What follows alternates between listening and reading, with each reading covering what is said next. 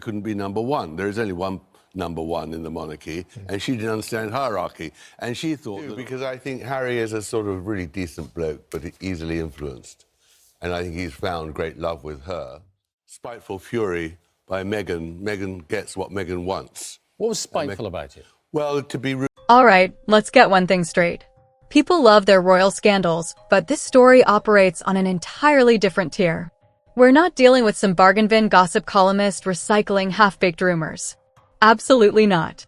This is Tom Bower we're talking about, the man whose very existence makes billionaires tense up and politicians suddenly rethink their life choices. He's not a casual writer with a notepad. He is, and has been for over 40 years, Britain's most intimidating biographer. His philosophy is simple and brutal. Nobody is off limits. And that's not just talk.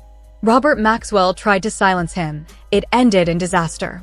Richard Branson dragged him into court and walked away defeated.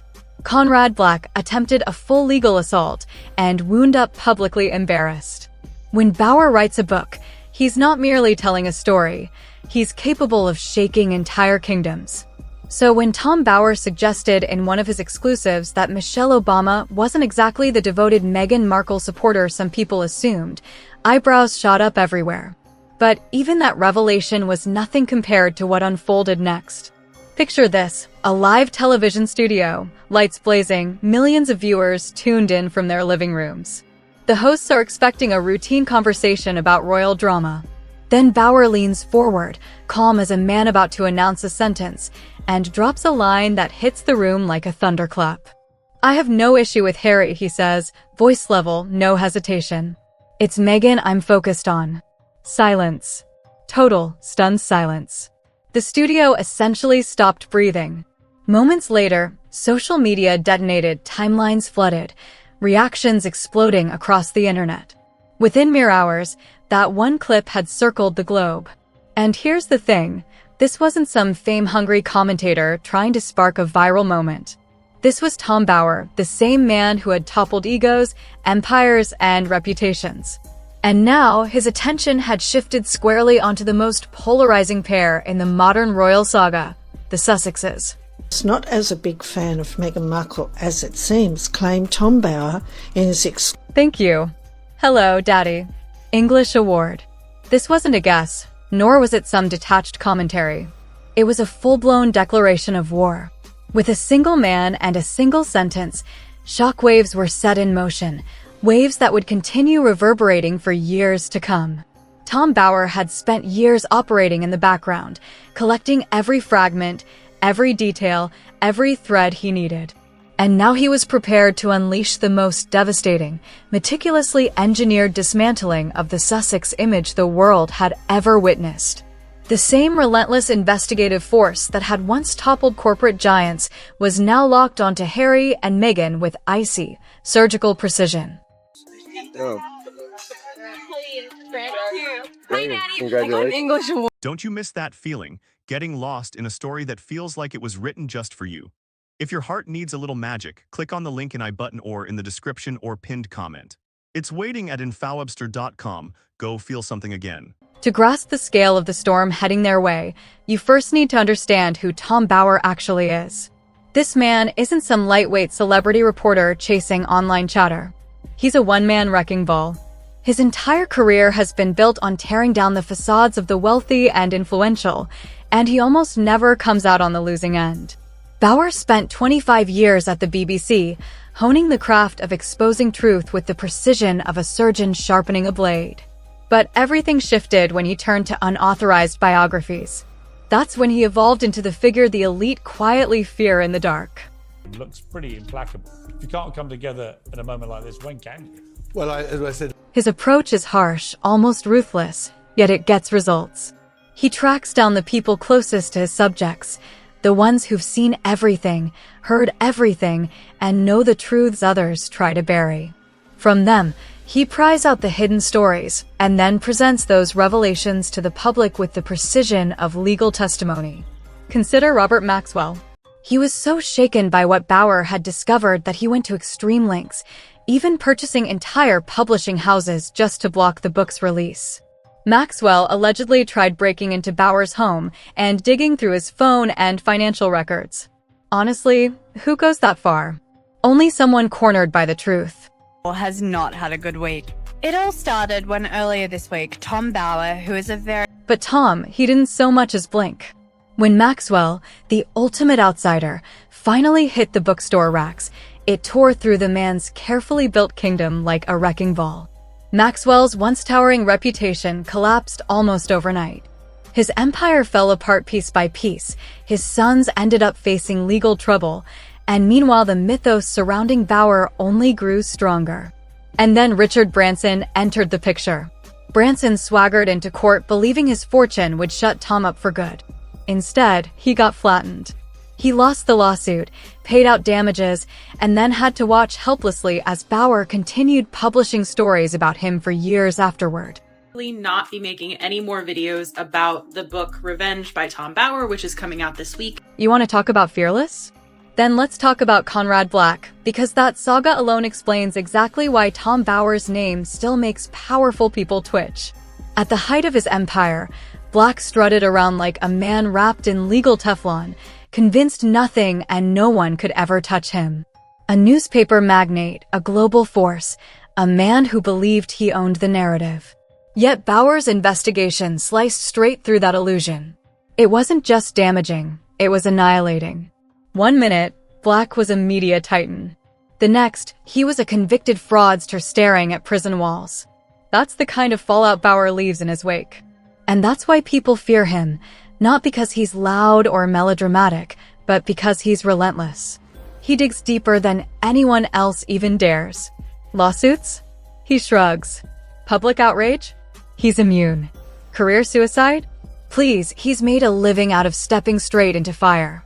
Bauer has gone up against giants and somehow walked away each time not just unscathed, but stronger. His confidence comes from one thing, the caliber of his sources. He doesn't rely on gossip or anonymous whispers in dim-lit cafes. His informants are the inner circle, former loyalists, ex-strategists, family members who once defended the very people he dismantles. And these insiders don't come empty-handed. They bring documents, recordings, emails, details that were supposed to stay buried forever. So when the word spread that Tom Bauer was turning his investigative glare toward Harry and Meghan, every veteran of royal commentary braced themselves. This wasn't going to be some soft-focused story shaped in palace hallways. This was going to be scorched earth. Everybody knew exactly what that meant. Bauer was preparing to strip away every layer of PR polish and drag anything hidden straight into the sun. Because this wasn't a quiet, dutiful royal couple living a peaceful life in some secluded estate. This was Harry and Meghan, the pair who loudly insisted they desired privacy while simultaneously landing multi-million-dollar deals to broadcast their truth to the entire planet. And naturally, Bauer did what he always does. Quiet calls. No press releases. No teasing. Just him, his phone, and a contact book full of people ready to talk. The same strategy that demolished billionaires now had 2 global celebrities in its crosshairs. But this time, his subjects weren't tucked away behind corporate fortresses. They were a couple living under one of the brightest spotlights on Earth, with every twitch and breath magnified. And whether they realized it or not, that spotlight was about to become the very thing they couldn't escape. Then came October 31st, 2022, Halloween, and fittingly so, on Good Morning Britain. It was supposed to be a standard conversation about Prince Harry's then upcoming memoir, Spare. Nothing dramatic. Nothing explosive. But what unfolded instead sent shockwaves through the entire Royal Watch world. Bauer sat across from Ed Balls and Susanna Reid in his usual composed manner, the picture of calm. The hosts likely anticipated polite commentary. What they got was the equivalent of a declaration of open war. Ed asked about free speech, about Harry and Meghan's right to share their story. And that's when Bauer delivered his line with the kind of cold clarity that could cut glass. They have the right to go on Oprah. They have the right to write their book. But then his tone tightened, sharpened. They shouldn't have the recognition of being part of the royal family with their titles. And then, without blinking, without flinching, without softening his delivery, he unleashed the sentence that froze the entire studio, "I don't mind Harry." It's Meghan I'm after." You could practically hear the oxygen drain from the room. This wasn't a slip. This wasn't heat-of-the-moment emotion. This was Bauer drawing a battle line on live television. The internet detonated instantly. The clip went viral. Shocked viewers called it threatening. Supporters praised him for saying what many had been whispering for years. But everyone overlooked the truly unsettling part. Bauer was calm. Icy. Calculated. He had done this before. Whenever he announced his intent publicly, the real destruction came later, quietly, surgically. And when the hosts pressed him further, he didn't retreat. He didn't walk anything back. He doubled down. He said plainly that Revenge, his upcoming book, would expose what he labeled the couple's inconsistencies and manipulations. He mentioned he had counted 17 inaccuracies in their Oprah interview alone. 17. That wasn't gossip. That was strategy. Meanwhile, Buckingham Palace remained silent, eerily silent. They didn't defend Meghan. They didn't criticize Bauer. They didn't say anything. And in palace language, silence often speaks louder than any statement. To insiders, it was obvious. They weren't going to shield Meghan from this one. They were letting Bauer take the lead. Once Revenge hit the shelves, it detonated like a bomb in the Sussex's carefully groomed PR universe. And let's be clear, Bauer didn't craft a simple tell-all. He constructed something that read like a prosecutor's closing statement. Precise, merciless, pointed. Every chapter carried an accusation carved with surgical detail. Rumors weren't tossed around vaguely. They were laid out with the tone of someone who had sat in the room and watched it happen. One allegation that dominated headlines claimed Meghan once hurled tea in frustration during a heated confrontation with palace staff. It wasn't just the accusations themselves, it was the specificity. The detail. The sense that whoever spoke to Bauer knew far too much to be speculating. And here's the twist. When Meghan had sued the Mail on Sunday over publishing her letter to her father, she won decisively. When tabloids printed lesser accusations, she sent legal threats. But with Bauer's book? Silence. Total silence. Insiders whispered that the lack of response wasn't confidence, it was fear. Challenging Bauer meant risking additional revelations. As one insider allegedly put it, the less we say, the better. But that silence only fueled the fire. Commentators began asking, if it's untrue, why not sue? And slowly, public perception started shifting. If the palace wasn't contesting it, if the Sussexes weren't fighting it, maybe, just maybe, Bauer's claims held weight. The palace's strategy was chillingly effective. They didn't issue denials. They didn't attempt to redirect the narrative. Instead, they stepped back and allowed Bauer to do the work they never publicly would. Media outlets repeated the most sensational revelations without hesitation. Analysts attacked the Sussex narrative without fear of royal pushback. It was as if Bauer had opened the gates and everyone else poured through. Meanwhile, things behind the gilded palace doors were reportedly jubilant. For years, they had weathered Harry and Meghan's criticisms, the interviews, the documentaries, the pointed accusations.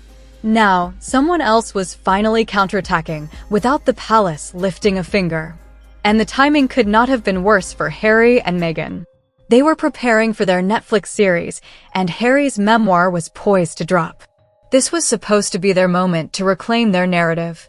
Instead, they spent their time dodging Bauer's revelations, losing control of the conversation before it even began. And then Bauer made another move. He revealed that he believed Meghan was working on her own memoir, her ultimate truth-telling project. But instead of sounding concerned, he looked energized. He already had a network of sources surrounding the Sussex world, former employees, Hollywood insiders, even estranged relatives. He had been preparing for years. Next came whispers of Bauer's follow-up book, reportedly titled The Archie Deception. The title alone sent shock through every corner of Sussex fandom. The subject? The secrecy surrounding Archie's birth, one of the most puzzling and tightly controlled episodes of the Sussex story. No traditional hospital photos. No transparent timeline. No clear details. For years, speculation brewed. But Bauer wasn't speculating, he was investigating. And this is where the stakes skyrocketed. Bauer wasn't only threatening their credibility in Britain. He was targeting their stronghold, Hollywood. Because their brand, the lucrative Netflix contracts, the media empire, the partnerships, depended entirely on their image as the wronged truth-tellers. If Bauer could fracture that image in America, the financial fallout could be catastrophic. For Bauer, though, this wasn't personal revenge. This was about protecting something older and larger, the monarchy itself. In his mind, Harry and Meghan's constant exposure, monetization, and public criticisms didn't just look messy. They appeared dangerous. And he believed he was defending the crown one receipt at a time.